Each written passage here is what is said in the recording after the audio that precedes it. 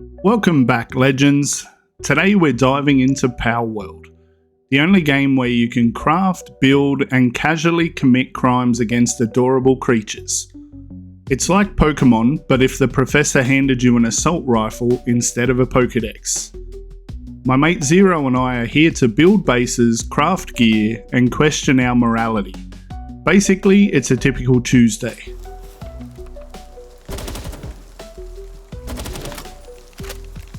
In PalWorld, you don't use nets or friendly negotiations to catch pals. No, you use Pal Balls, like a certain other kind of ball, but legally distinct enough so Nintendo doesn't sue and hunt you down like a shiny Charizard. Throwing these Pal Balls takes precision. Sadly, I have the aim of a stormtrooper at a carnival.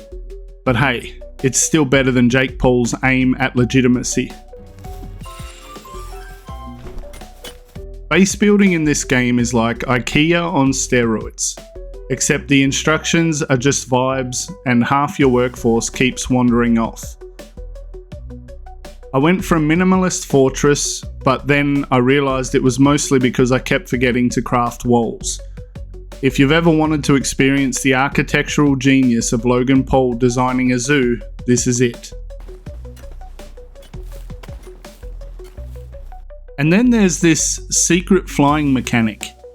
First you grapple into the sky like a budget Spider-Man, and then you cling to a pal for dear life. It's exhilarating, it's freeing, and it's probably what Elon Musk dreams about between Tesla recalls. Flying is all fun and games until you realise that trees don't move. Turns out in the air I'm about as graceful as a cat being thrown into a bathtub.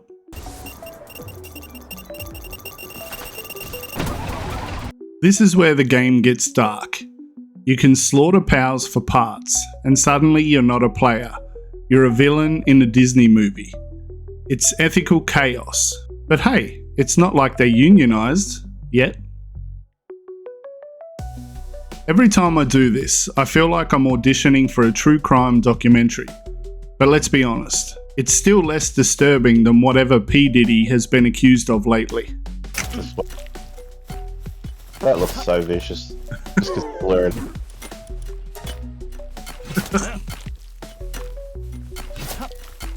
Oh, Jesus. Boss fights in PalWorld are where you truly test your skills, or in my case, your ability to run away strategically. The boss fights are epic, chaotic, and almost as brutal as reading the YouTube comments section after a Jake Paul video. This game really forces you into moral dilemmas. Do you save the PAL and lose resources, or do you sacrifice it for the greater good? It's like hearing Logan Paul talk about NFTs. You know you shouldn't participate, but somehow, here you are.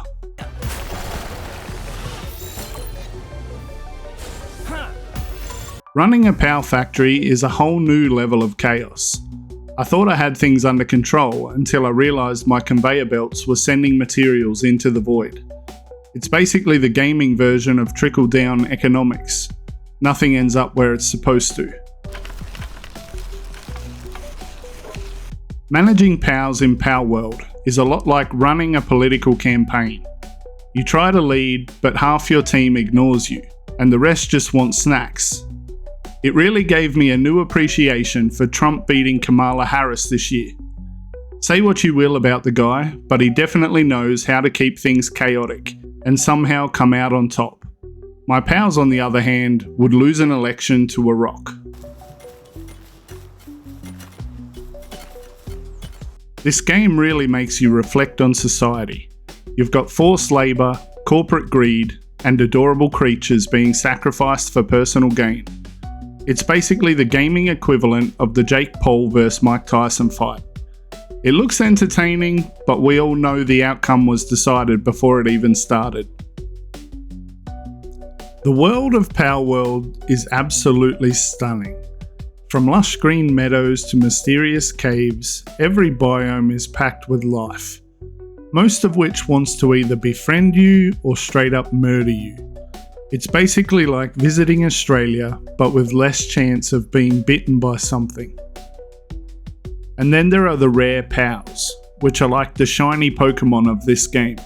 Except they don't just sparkle, they actively dodge every single Powerball you throw at them. At this point, I'd have better luck convincing Wesley Snipes to pay his taxes.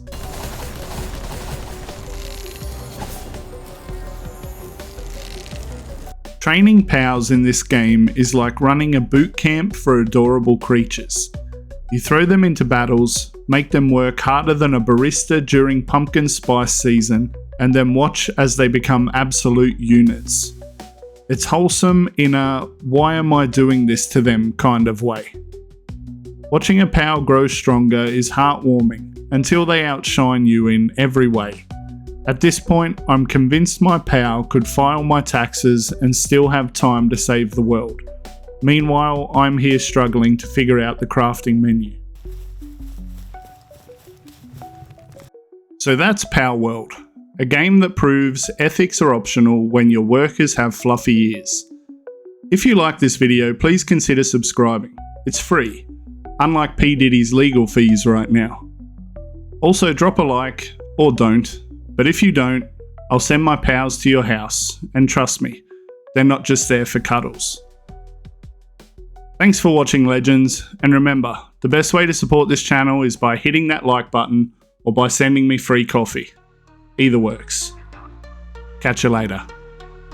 Rugrat, the king of gaming AM, dropping more jokes than a pub at 10 AM.